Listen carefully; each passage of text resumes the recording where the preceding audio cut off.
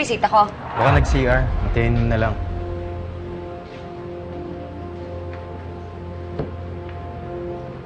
Nako, sana si Catherine, yung anak ko. Kasi, miss na miss ko na siya eh. Ay!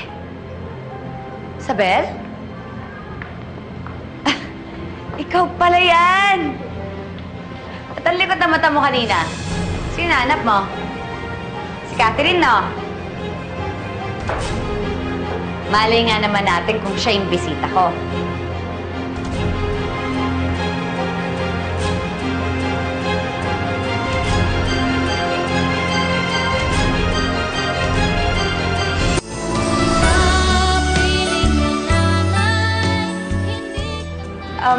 Pero Isabel, hindi ko sure kung si Catherine talaga yung bisita ko, ha? Kaya, huwag ka mag-expect. Kasi baka masaktan ka lang.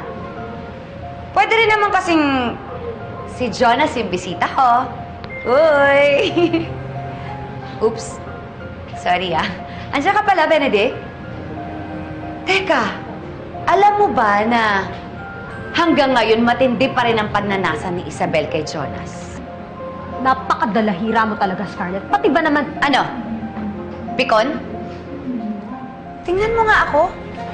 Kahit alam ko na kayong dalawa yung mastermind kung bakit ako nakakulong ngayon, nakukuha ko magbiro sa harapan niyo. Oo, napaikot niyo ako ngayon. Pero babalikan ko kayo. Ine-expect naman namin yun eh. Dahil kilalang kilala ko yung hilatsya ni Vicky. Alam mo ba, makakabangon ka pa? Lubog ka na, Scarlett. At gagawin ko lahat para pabagsakin ka pa lalo. Bakit? Hindi ka pa ba satisfied na napakulong mo ako? Dinamay mo pa ako sa kalagayan ni Isabel. Alam mo, believe din talaga ako sa effort mo para lang pahirapan ako, no?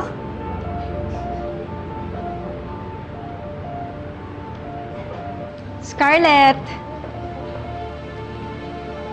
Nako, sayang naman.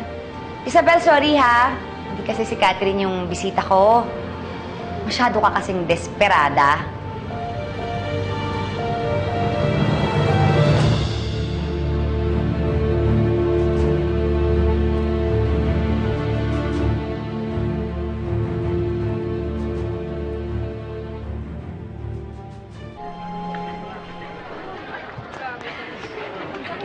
Siguraduhin yung maayos yung hihigaan ko mamaya, ah.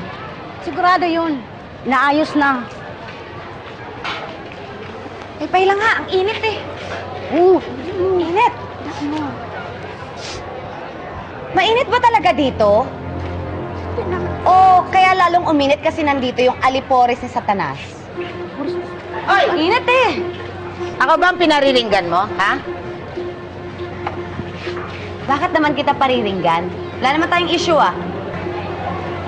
Sa tama nga. Ako nga ang pinaparinggan mo. Bakit? Meron pa bang iba?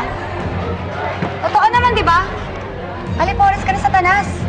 Kasi kidnapper ka na, mamamatay tao ka pa. Tumigil ka na, ha? Tumigil ka na, mumuro ka na sa akin, ha? Bakit bang hilig mo makisawsaw sa away namin? Tiktong babaeng to, ha? Isa lang naman ako sa mga mayora dito.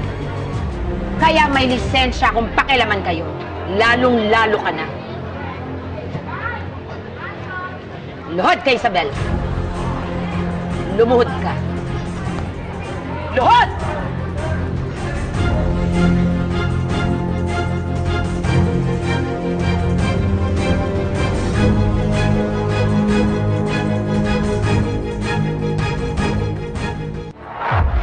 Kahit naman mapudpud yung tuhod niya, kakaluhod. Tutubo pa rin yung sungal sa ulo niya. Sino ba nagsabi sa'yong luluhod ako? Alam ko. Kasi wala namang demonyong lumuluhod. Okay lang. Araw mo ngayon eh. Pero lilipas din to. Lalo na kapag nakalaya na ako.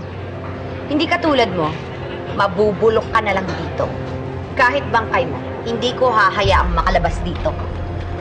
Huwag kang manigurado na una akong mamamatay sa'yo. Dahil dyan sa bulok mong ugali, magdidiwang ang mga uod na kainin ka ng buhay. Hindi ka na nga. Mag-aaksaya lang ako ng panahon dito sa isang taong nang hihiram lang ng tapang sa iba. Ano ba? Mayora, tulungan natin. Hindi. Hiya mo lang siya. Ano ba yan? Tigil nyo na yan! Ano bang kaguluhan dito? Wala po, sir. Po. Nadapa lang po.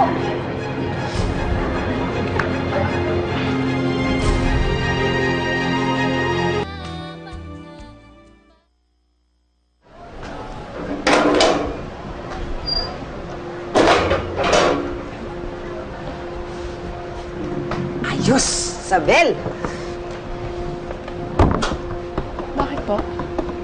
Si Scarlett, kawawa naman. Kaya bago-bago, makakatikim na ng isolation. Eh, Lucrecia kasi siya eh. Bugbugin ba naman yung taong wala namang atraso sa kanya? Bitawan niyo ako, nasasaktan ako. Saan niyo ba ako dadalhin? Ka na magtanong! Lumakad ka lang na lumakad! Liga! Kukulong niyo ba ako? Ano ba? Wala nang magagawa pa! Ano yung kasi nung aasal yung babaeng yun eh? Ano ba? Wag niyo ko ikulong, parang awa niyo na. Wala nang magagawa ang paliwanag mo! Ayoko dito! Dun! Pasok! Ayoko dito! Ano ba? Parang awa niyo na! Pawalan niyo ako dito! Mawalan niyo kayo, dedemanda ko kayo! Mawalan niyo kayo! Baka wala niyo ako dito, wala naman akong kasalanan eh! Parang awa niyo na! Ganon siya kawalang hiya. Kaya ako napaparusahan siya ngayon. Kulang pa yun. Ano? Gusto mo siya makita sa loob ng isolation room? Para makita mo yung paghihirap ng gagang yun.